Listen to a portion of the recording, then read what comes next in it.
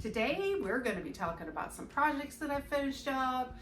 I'm going to be going over some of the details. I'm going to show you some of the ways that I created my own little fabric, like a plain fabric, and I put a little detail on there. So let's get creative together.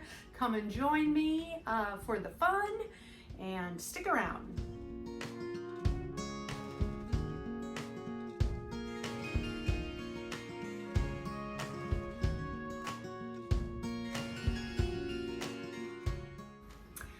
Wow, have I been busy? That's my confession. I can't believe it. I didn't know I had lost my sojo, but evidently I must have, because I've been sewing like the world is ending. That's the only thing that'll save me. So I'm so excited to go over some of the projects I've been working on with you. And the first thing I'm going to show you is a Simplicity 8790.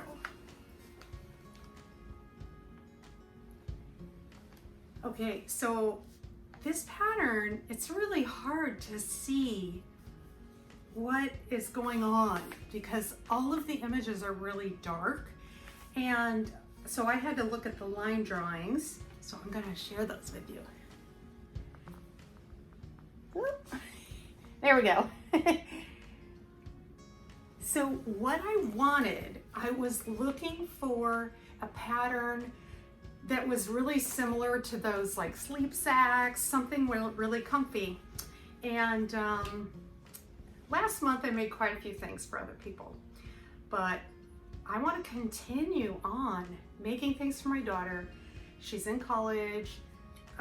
It's fun to make things for her, so I'm super excited. She's kind of just finding her style, and so I want to help. But she does live in a pretty cold climate, so some of these things are still going to be useful, even though we're looking at spring where I live. Here is the fabric that I used, and I put a hood on it. So it's the one with the little hood. Whoop, there we go. And I'm really happy with what I did. Let me show you. So I did some extra stitching. Oh, I don't know if you're gonna be able to see that. So like right there, my sewing machine does this kind of like a cover stitch, but it's not a cover stitch. But I just did some top stitching and some extra stitching. I like the hood, it kind of crosses over. It doesn't have anything on there. And then the best part, it has pockets and it's super long. It's almost like a dress, but not quite. And I'm sending this off to her tomorrow. So I had to show everybody what I was up to. So I am sure she's gonna love it. And I liked making it. If I had use for it, I'd make one myself. But I don't. I live in a very hot climate, so. However, I did make myself a Marlowe sweater. When I got the fabric for my daughter's Marlowe sweater, I knew what I was gonna do with it, so I didn't get like a lot of extra, but I don't know, I must have looked at it wrong and I got enough for the long one and I made the short one for her. And I loved it. I wanted one for myself. So I had enough fabric to almost make it. But I also had some other fabric that was so close in color, just a little different texture. So I made myself a Marlowe sweater. Mine's a little different. Okay, so hers was like this, but mine, the sleeves are more of a plain, I think it's like a sweatpant material, like a jersey. But I did the stripe down the sleeve, and I did the cuffs in the quilted, and I did the pockets in the quilted, but then I topped it off with a little bit of the sleeve material to kind of tie it all in. So I thought about myself this week and I thought, I'm kind of scrappy. Like, I don't know. I enjoy projects that are like pushed to the limit. I don't have enough material. What can I do to get creative? What can I do to make it work? So yeah, I'm scrappy. I'm okay with that. All right, one more project. I've had this fabric for a couple years and kept looking at it. It was when the dark florals were really popular. It's a waffle knit and it's polyester, and I don't wear a lot of polyester. It's too hot. It's too hot for me. Can't do it. So I made this for my daughter. Now I had made one of these before. This is the Jara knit tunic from Style Arc. I'm gonna take it out of the plastic so you can see. There we go. And I made it for myself as a test fabric, just a cheap polyester, and it pilled right away. I hated it, but I liked the style, and I knew that if I made it again, it should be shortened because I didn't like the length.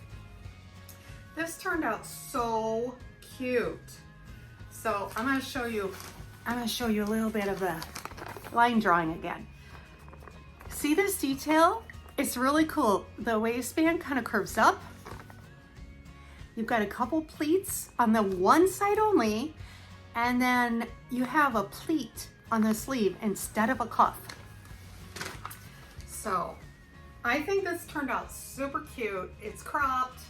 I put a little Kylie in the machine tag in there. Sewing is my jam, because I thought it looked like grape jam.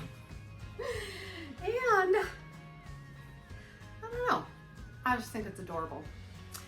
So how many of you have ever finished a project and then you noticed a snag in the fabric?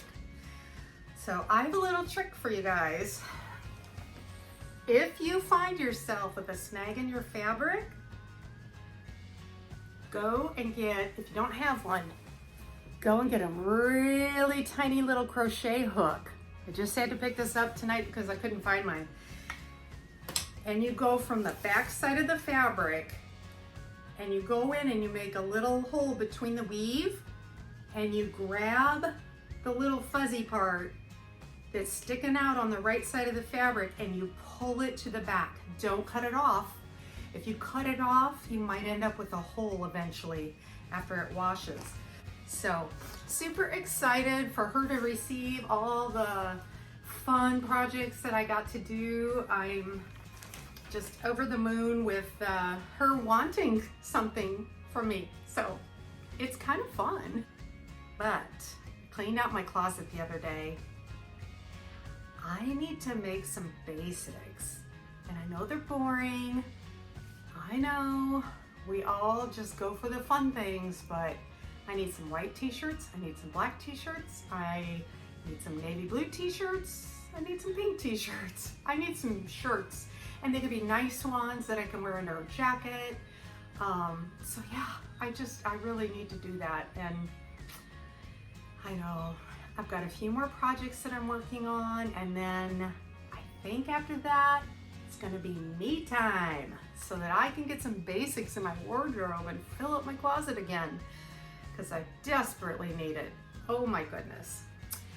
All right, I want to share with you guys a couple projects that I have recently finished.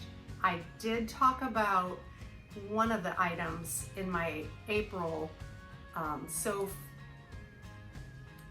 my Selfless Sew April 22, and it was a little princess dress for a little girl, but I want to talk about it in detail so that you guys can see kind of how I made it.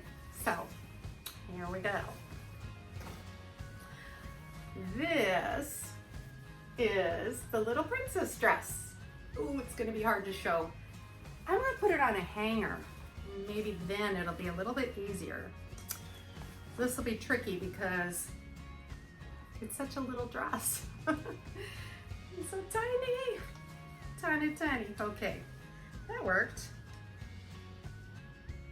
Okay, that's better. This princess dress was a blast to sew. I used a very basic pattern, very basic girls dress pattern. You can use anything, and if you like to modify it, which you all know I modify everything. So the pattern did not look like this, but I did use the bodice and I used the arm's eye on the sleeve. That's about it. Everything else I just used according to what I had. So let me tell you a little bit about this. This green part was a prom dress, really short little prom dress, but the fabric was so beautiful, the color was so awesome, and I really like putting unusual colors together. So I pulled all this together and went, yes, I like the greens, I like the baby blue or that robin egg blue, and I like this kind of golden green color. And so the blue was a curtain. I still have a little bit of it left, so I'll show you. It was just a regular curtain, what people would maybe call a sheer that you would put under a drape. Yeah, that's what it was. And I actually kept the hem on, that deep hem, and cut out the sleeves with the hem under there. So to just kind of give it a little weight, a little structure. Then I took a rectangle. This is all before I inserted it into the arm side. So when it's flat, you can do a lot of things with it. So do it when it's flat. It's much, much, much easier. So then I took a rectangle of that greenish gold color and I thought, okay, I need to do something to tie it in. I want to tie it into the pattern. I want to bring this beautiful dark green color because that was my favorite part of the whole dress. And I thought, I need to tie that in. So what I did, now I'll insert a little picture. I actually kind of made my own fabric, and you can do that. So I took bias strips of the dark green and I used a decorative stitch and I stitched it on there. And then I put a little bit of that gold green on the top there, and I did a wide elastic casing, and voila, we have a little custom bishop sleeve. Then on the neckline, I also did that kind of gold and green color, and I did stitch this on so that she wouldn't have a problem with that. And I also did that pattern on the belt, and the belt has like a little hook and eye back here, and I've hand stitched it in place so that it stays. I used a little invisible zipper from the dress, so I reused everything. And then it was too short, so that's when I added this golden green, and I didn't want to just add it as a border on the bottom because then I thought it would look too modern. So what I did was I brought it up a little bit just to, I don't know, just get that little detail of couture, just something a little different, so that it didn't look modern. And I gathered most of it in the front. I don't know why I did that. There's a little bit of gathering in the back, but most of it's in the front. And I actually made the front a little shorter so that she can wear it now, but the back's a little longer, so as she grows, she'll be able to wear it for a little while, hopefully. So I'm looking forward to seeing how she likes it. She likes to dress like a little princess every day. All right, so she has a brother. Now, we can't leave out that brother, right? So I asked the mom, I said, well, what is he into? And she wrote me back. She said something about Zelda, a Link in Zelda. So I know you guys are gonna laugh at me, some of you are. I looked in the message and there was no link. I'm looking for a link in the message and I'm like, there's no link. I wonder what she's talking about. Well, what I didn't know was Link is the name of the character, and I think it's an old video game named Zelda. So I was schooled. That's okay. I looked it up and I went, oh, Link is a character. So I wanted to make him a little Link costume. So I made the tunic. Here's the back of it. And I put belt loops on it so that the belt would stay. And I still have to kind of figure out what I'm gonna do. I might hand make a little belt buckle or something. Maybe I'll go get one. But I'm gonna put Velcro on this so that it stays. And then I got him some little pants so that he could have the little khaki pants and the whole thing. I'm gonna put this one on a hanger so I can show it to you a little bit better. All right. Okay, here we go. So I thought, what am I gonna do? How am I gonna do this? I haven't done a lot of applique.